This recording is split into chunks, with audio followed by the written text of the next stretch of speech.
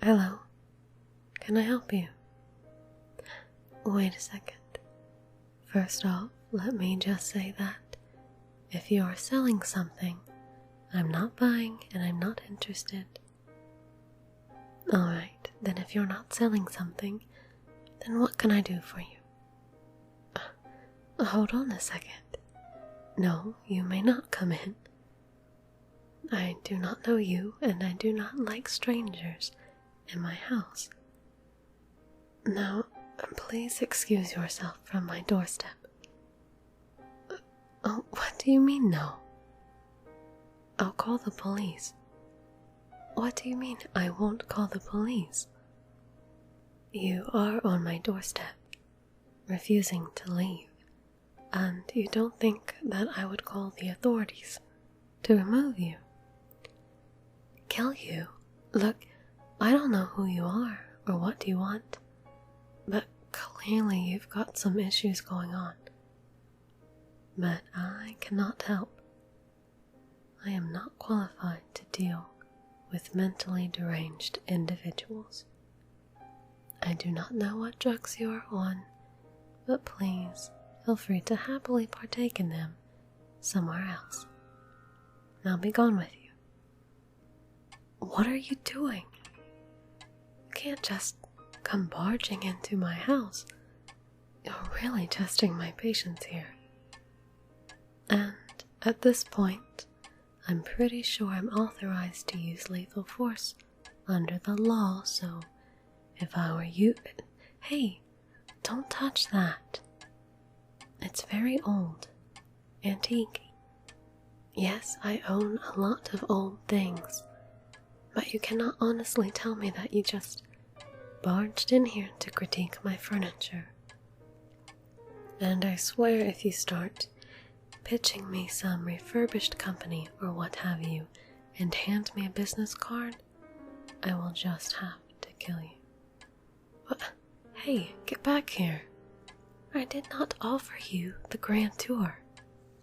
Alright, that's it. I'm calling the police. And why am I not going to do that? You keep saying this, but it doesn't make any sense. Tell them what? I'm a what? What sort of nonsense is that? Vampire? Yeah, okay. You're a loon, and you're clearly high on something. I will ask you one more time to leave. Malachi. How do you know Malachi? Who are you and what do you want? I didn't say anything was true, and I did not admit to anything. I am asking you how you know Malachi. So, either you tell me right now, or you leave and you never come back. Those are your only options. No, now, you see, I know that you're lying to me.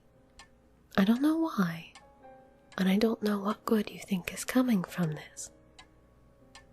But I know you haven't met or spoken to Malachi, because Malachi has been dead for about 200 days. Yes, it's almost been a year. Tragic. No, you haven't seen him, you haven't spoken to him, you have never even heard of him. And it's best that you keep it that way. Alright?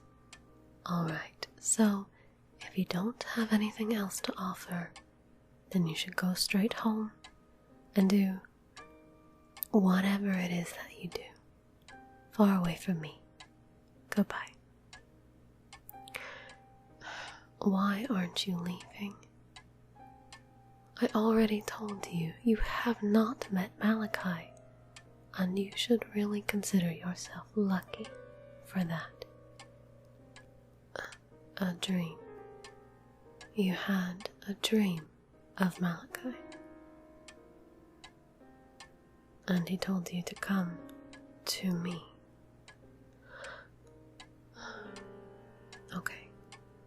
listen to me, and listen to me very carefully. I don't know who you are. I don't know what you do. I don't know if you possess some sort of ability. But I am going to ask you one thing, and you have to answer me because it is very important. Do you want to keep your life? Do you like living the way that you do? Are you happy, even marginally happy?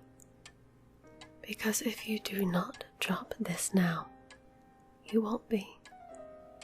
And everything that you know, everything that you love, will be in danger of being taken from you. So if you have anything to live for, don't say another word. Forget about me. Forget the name Malachi. Forget whatever dreams you have or whatever you think that you know.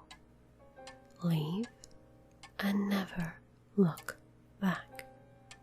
Carry on with your life as you always have. Or don't. But if you don't, I can't promise you anything. I can't promise your safety. I can't promise you a tomorrow. If you really have a message from Malachi, no matter how urgent or how important you believe it to be, it is not a good thing. I don't know how it is even possible, but I know that it wouldn't happen for any good reason. And if he told you to find me, then it's not good at all. There are a few moments in life where you come to a choice that will change your fate. So make it. Turn around and walk away. Or sit down and I'll pour you a cup of coffee. Well, do you take sugar? I don't have any milk. All right.